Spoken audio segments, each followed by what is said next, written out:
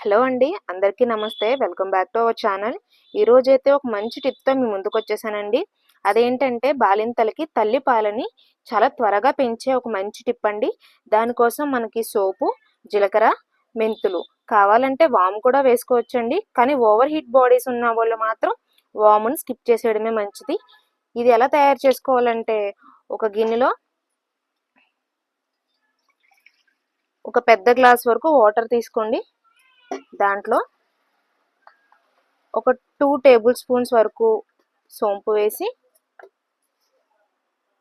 ఒక స్పూన్ మెంతులు వేయండి. అలాగే ఒక స్పూన్ జీలకర్ర. ఇవన్నీ వేసి ఇవన్నీ బాగా మరగనివ్వాలండి. ఒక పెద్ద గ్లాస్ వాటర్తో మనం వాటర్ పోసాం కదా, అవి కాస్త ఒక టీ గ్లాస్ వాటర్ వరకు వచ్చేలా మరగాలి. అవి తాగితే తల్లిపాలు అనేవి త్వరగా పెరుగుతాయండి.